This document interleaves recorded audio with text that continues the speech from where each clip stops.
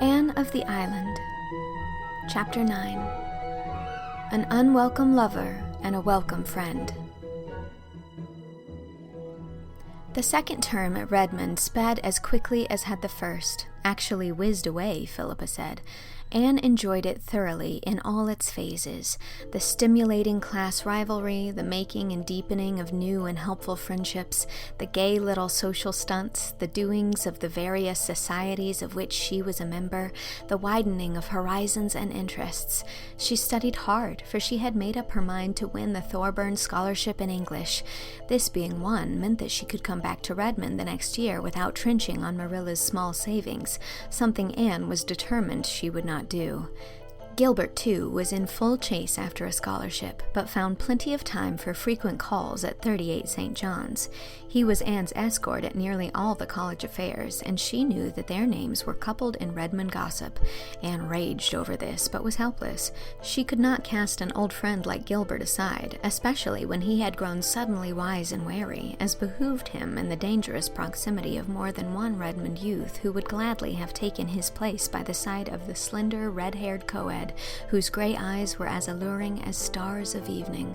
Anne was never attended by the crowd of willing victims who hovered around Philippa's conquering march through her freshman year, but there was a lanky, brainy freshie, a jolly little round sophomore, and a tall, learned junior who all liked to call at 38 St. John's and talk over ologies and isms, as well as lighter subjects with Anne, in the becushioned parlor of that domicile. Gilbert did not love any of them, and he was exceedingly careful to give none of them the advantage over him by any untimely display of his real feelings Anneward. To her, he had become again the boy comrade of Avonlea days, and as such could hold his own against any smitten swain who had so far entered the lists against him. As a companion, Anne honestly acknowledged nobody could be so satisfactory as Gilbert. She was very glad, so she told herself that he had evidently dropped all nonsensical ideas, though she spent considerable time secretly wondering why. Only one disagreeable incident marred that winter. Charlie Sloane, sitting bolt upright on Miss Ada's most dearly beloved cushion, asked Anne one night if she would promise to become Mrs. Charlie Sloane someday.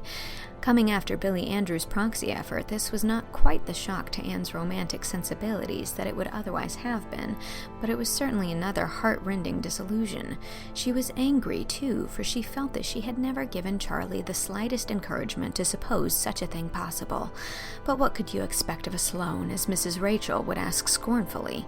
Charlie's whole attitude, tone, air, words fairly reeked with Sloanishness. He was conferring a great honor, no doubt whatever about that, and when Anne, utterly insensible to the honor, refused him as delicately and considerately as she could, for even a Sloane had feelings which ought not to be duly lacerated, Sloanishness still further betrayed itself. Charlie certainly did not take his dismissal as Anne's imaginary rejected suitors did. Instead, he became angry and showed it. He said 2 or 3 quite nasty things. Anne's temper flashed up mutinously, and she retorted with a cutting little speech whose keenness pierced even Charlie's protective Sloanishness and reached the quick. He caught up his hat and flung himself out of the house with a very red face. Anne rushed upstairs, falling twice over Miss Ada's cushions on the way, and threw herself on her bed in tears of humiliation and rage. Had she actually stooped to quarrel with a Sloane? Was it possible anything Charlie Sloane could say had power to make her angry? Oh, this was degradation indeed, worse even than being the rival of Nettie Blewett. "I wish I need never see the horrible creature again," she sobbed vindictively into her pillows. She could not avoid seeing him again, but the outraged Charlie took care that it should not be at very close quarters. Miss Ada's cushions were henceforth safe from his depredations, and when he met Anne in the street or in Redmond's halls, his bow was icy in the extreme. Relations between these 2 old schoolmates continued to be thus strained for nearly a year. Then Charlie transferred his blighted affections to a round, rosy, snub-nosed, blue-eyed little sophomore who appreciated them as they deserved, whereupon he forgave Anne and condescended to be civil to her again, in a patronizing manner intended to show her just what she had lost. One day, Anne scurried excitedly into Priscilla's room. "Read that!" she cried, tossing Priscilla a letter. "It's from Stella, and she's coming to Redmond next year, and what do you think of her idea? I think it's a perfectly splendid one if we can only carry it out. Do you suppose we can, Pris?" I'll be better able to tell you when I find out what it is, said Priscilla, casting aside a Greek lexicon and taking up Stella's letter. Stella Maynard had been one of their chums at Queen's Academy and had been teaching school ever since. But I'm going to give it up, Anne dear, she wrote, and go to college next year. As I took the 3rd year at Queen's, I can enter the sophomore year. I'm tired of teaching in a backcountry school. Someday I'm going to write a treatise on the trials of a country schoolmarm. It will be a harrowing bit of realism. It seems to be the prevailing impression that we live in clover and have nothing to do but draw our quarter's salary. My treatise shall tell the truth about us. Why, if a week should pass without someone telling me that I am doing easy work for big pay, I would conclude that I might as well order my ascension robe immediately and to onct. Well, you get your money easy, some ratepayer will tell me condescendingly. All you have to do is sit there and hear lessons. I used to argue the matter at first, but I'm wiser now. Facts are stubborn things, but as someone has wisely said, not half so stubborn as fallacies. So I only smile loftily now in eloquent silence. Why, I have 9 grades in my school, and I have to teach a little of everything, from investigating the interiors of earthworms to the study of the solar system.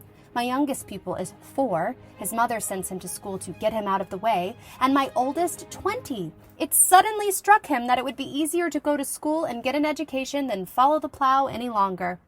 In the wild effort to cram all sorts of research into 6 hours a day, I don't wonder if the children feel like the little boy who was taken to see the biograph. I have to look for what's coming next before I know what went last, he complained. I feel like that myself. And the letters I get, Anne... Tommy's mother writes me that Tommy is not coming on in arithmetic as fast as she would like. He is only in simple reduction yet, and Johnny Johnson is in fraction, and Johnny isn't half as smart as her Tommy, and she can't understand it. And Susie's father wants to know why Susie can't write a letter without misspelling half the words, and Dick's aunt wants me to change his seat because that bad boy he is sitting with is teaching him to say naughty words. As to the financial part... but I'll not begin on that. Those whom the gods wish to destroy, they first make country schoolmarms. There. I feel better after that growl. After all, I've enjoyed these past 2 years, but I'm coming to Redmond. And now, Anne, I've a little plan. You know how I loathe boarding. I've boarded for 4 years and I'm so tired of it. I don't feel like enduring 3 years more of it. Now, why can't you and Priscilla and I club together? Rent a little house somewhere in Kingsport and board ourselves.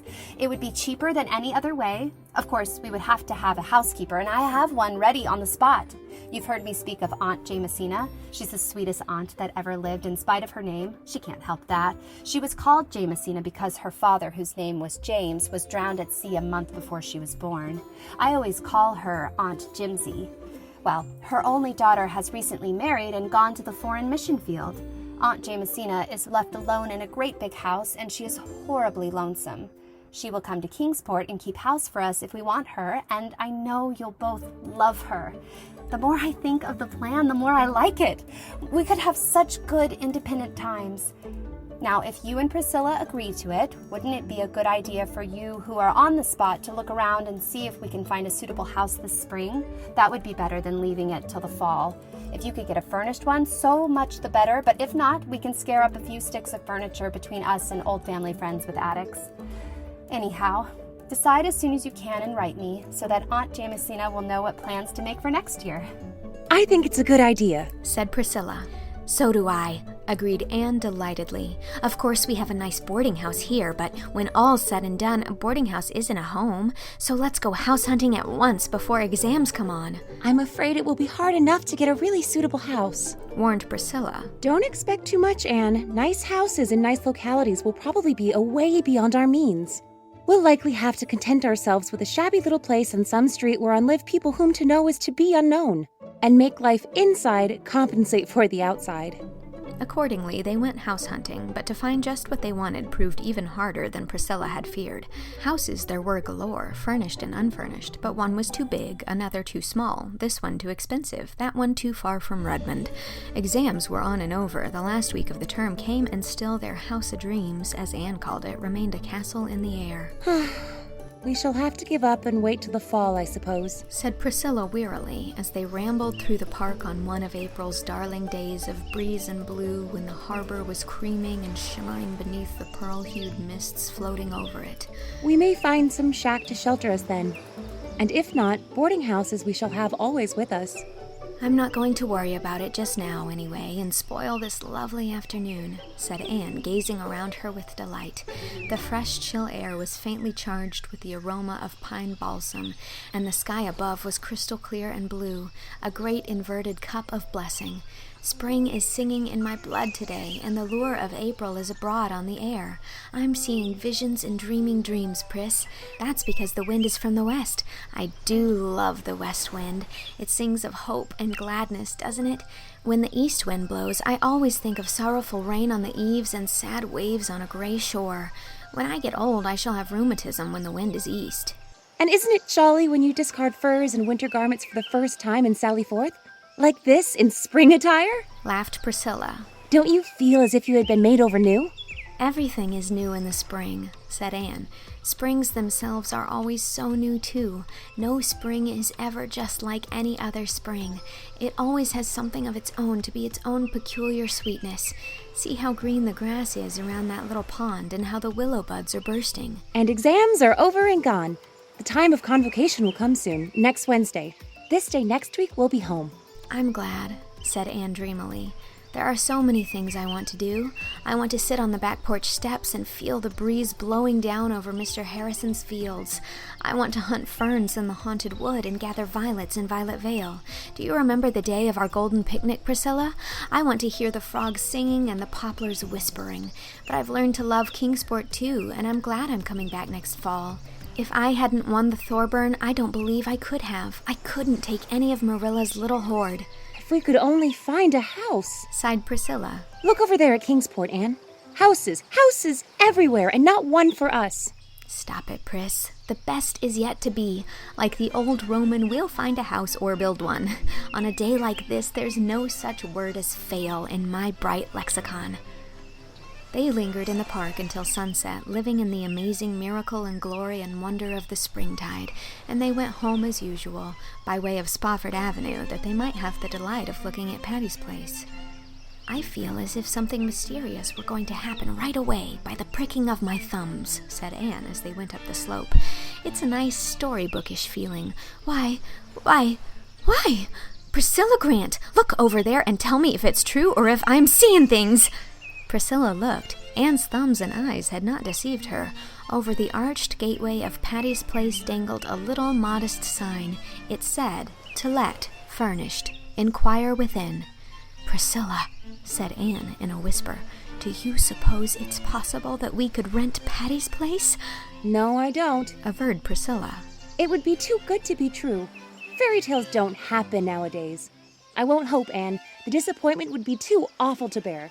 They're sure to want more for it than we can afford. Remember, it's on Spofford Avenue.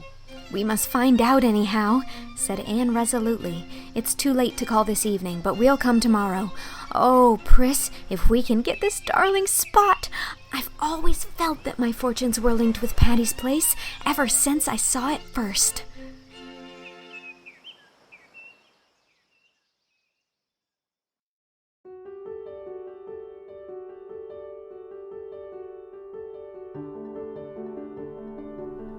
That was Chapter 9 of Anne of the Island. Priscilla Grant was read by Joanna Sotomura. Stella Maynard was read by Laura Spencer. And Anne Shirley was read by me, Mary Kate Wiles. It is also edited by me. Special thanks to patrons Jules Arnold, Rachel Belinsky, Matt Burt, Larissa Jones, Katie, Deborah Shapiro, and Phoebe Shaylor. Executive produced by Allie Bertz Brown, Warren Day, Jane Leach, Shao Shikwo, Lisel Perrine, and Justin Waterman. Support this project on Patreon at patreon.com/mkwiles to get early access to episodes, ad-free episodes, and to join our Anne community. Chapter 10 will be coming next week.